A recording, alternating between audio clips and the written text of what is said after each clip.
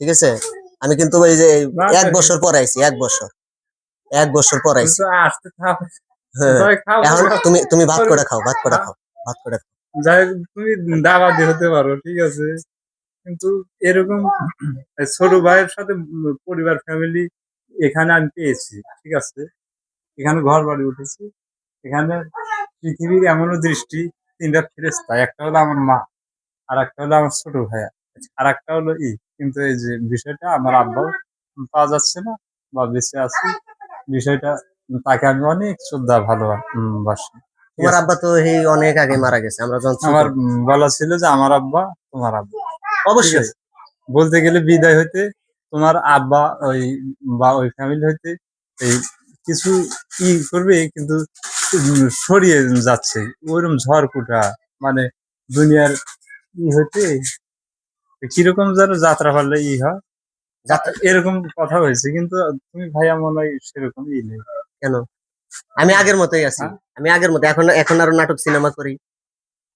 যাই হোক, আমাকে দেখলে বা আমার কথা শুনলে মনে হয় পর্যায়ে না, তোমার কথা আমার অনেক ভালো লাগে। তুমি সকালবেলায় কিরকম হচ্ছে না, কি যেন র্যাম নিয়ে গেলে তারপরে আবার না না, আমি আসিনি তো, সকালে আসিনি। ধাক্কো ধাক্কো কিরকম। সকালে একবার আসছিলাম, হলো ওই যে ওই পাশে আমি রামজাগো বাড়িতে। যাক, এই যে মায়ের আজান আজান দিচ্ছে, এই যে দেখো দেখো, পিঁপড়া মানে পিঁপড়া, সম্মান খাবারে পিঁপড়া উঠছে, তুমি যথাযথ তুমি খাবার গুলো খেয়ে নাও। তোমরা পিঁপড়া উঠছে, আমার কাছে দেখছো? বুকের ভালো। খাবারের পিঁপড়া উঠছে। যাই হোক ভাইয়া, আমি না ছোটবেলায় হ্যাঁ।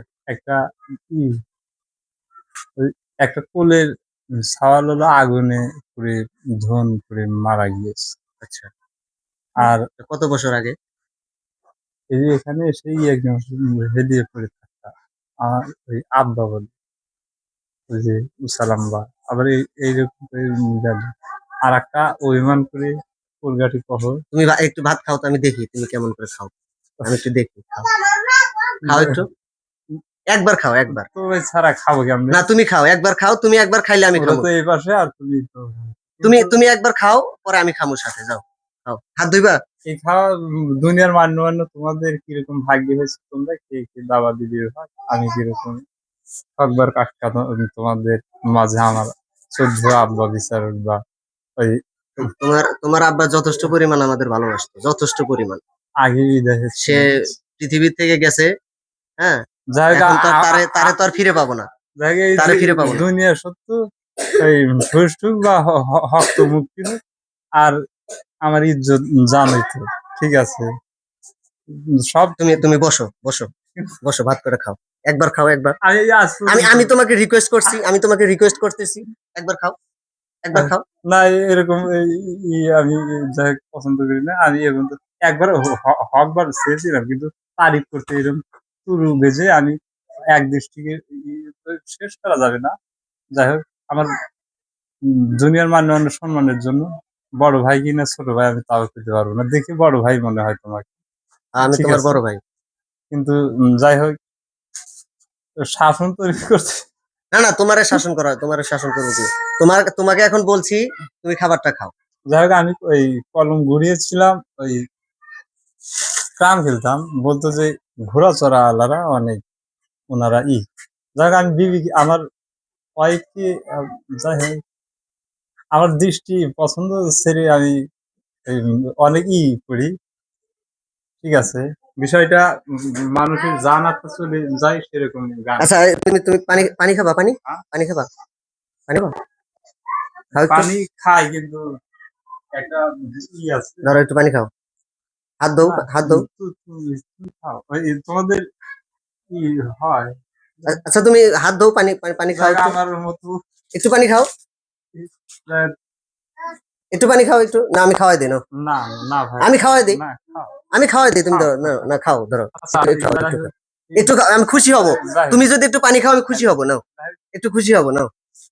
যাই হোক, আমি বলে থাকি ওই পাপি জুম হলো, কথা বলার মতো আছে কিনা, অবশ্যই কথা বলার মতো থাকবে, আমি এরকম, যাই হোক, কিরকম যেন আয়ু হতে, আচ্ছা, তুমি তুমি পানি খাচ্ছ না তো, রাখলাম। প্রেমিকা নাকি সেরকম তাও জানি না। আচ্ছা, যাই হোক, এখন তোমাকে আমি অনেক, একটু দর্শকের সাথে কথা বলি। আমার পাবনা হইতে আমার ফুয়া মিস ছিল, তারা বিদায় হইতে এই অন্তত কথা বলতে বা ময়মুরব্বি এদের ওই ভাই ওই মুলাকাত এরকম করতে হতো, তাই না? হ্যাঁ হ্যাঁ কিন্তু হ্যাঁ আমি কিন্তু এক বিষয়ে কথা কম বলছি।